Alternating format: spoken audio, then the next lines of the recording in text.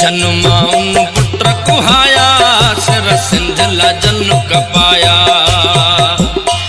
जन भेणुन भायर कुहाया जन वन्युन वर कुहाया जेके ट्रोड़िया वरा पा खोड़िया वरा कुर्बान ऐ मुजफ्फर रूप लहा जन मक्तल गाह सजाया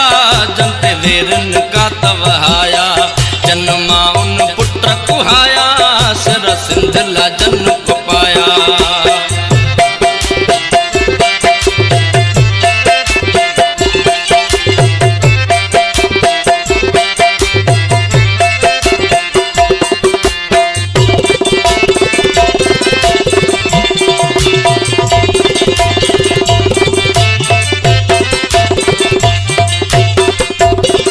एडा पुता इरादा हंजे के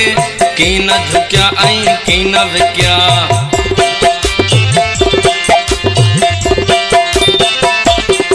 एडा पुता इरादा हंजे के की न झुक्या ऐं की न विक्या रतो रतो थिया वरी आया बिया की न पोइते हटिया हू त वधंदा वया नारो सिंजो हणी झंडो खणी देश भक्तिय जा नारा ही समझी सोणी महकूमल्ला जा धरती ट्रम बणी हू नंगन ऐं दंगन जा हथे सधणी तंजी हर हिक अदा मुखे हर हर बणी शींह गजगार जा हलिया बाहूं हणी गोलियुन जा जो वस्कार थी हवया सां घड़जे ज़िले सुडकार थी व्या सन जी मिट्टी मल्हाए आया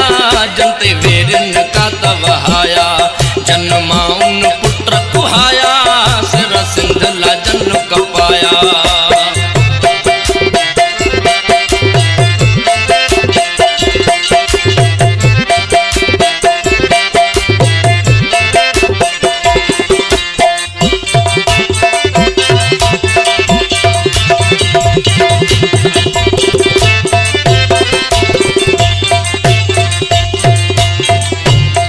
हाणे अचो त ज़िक्र कयूं था ही शहीद मुज़फ्फर भुट्टे जो हाणे अचो त ज़िक्र कयूं था ही सूर्य मुज़फ्फर भुट्टे जो तार चरत ॾिसो ॿुधो ही बुक सो ऊंधो बुटंगियूं ना सुन में वरी सां सां भरियल के गिलास विधऊं इन जन बुक ढियूं सीनू चीरे छॾियूं तब की न झुकियो हू त विढ़ंदो रहियो 21 मई जो ॾींहुं जो आयो 15 महीना टार चर सिलसिलो 2012 ते लाशो हुन जो मिलियो हुन साह ॾई वे साह ॾिनो सॼो कपजी वियो ऐं बटिजी वियो हू जो आकाश दरिया है ना जो अबो हू जो आकाश दरिया है ना जो अबो जिंजे मौत मथा हुन घोट मथा सिंध रोई पे नुहा गाया जन मक्तल गाह सजाया जन्माउन पुत्र कुहाया सिर सिंधला जन कपाया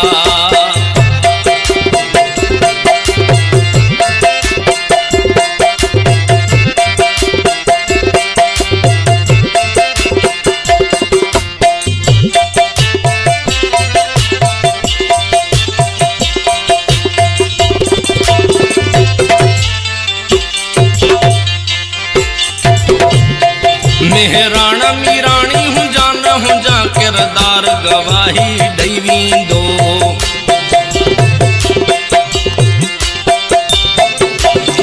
मेहराणा मीराणी हुंजा न हुंजा किरदार गवाही ॾई वेंदो जॾहिं बाड्र अचो या बरसा लंघो कुल चार बगोड़ा ॾई वञिजो ईअं चई वञिजो सिंध साहो सचो गीत क़ौमी गाए वचन वरजाए सप लांदक जो हर शहीद संदो खून तारीख़ अथव ऐं वॾी चीख अथव मोहन जी मिटी ही गवाही ॾींदी मोहन जी मिटी ही गवाही ॾींदी वसे दे बल बंदर अचे राजा ॾाहर जी एम सैयद रहबर हो मुंहिंजो हुन जो पैगाम पुरजो परूड़ियो अचो मुंहिंजो लाशो मिटीअ मां हवाले कजो। क़ौमी तहरीक मेला मचाया, सिर सिंध ला जन कपाया, जन भेणुन भावर कुहाया, जन वन्युन वर कुहाया। जेके ट्रोड़ीअ वारा पा खोड़ीअ वारा कुर्बान ऐं मुज़फ़र रूप लहा, जन मक़तल गाह सजा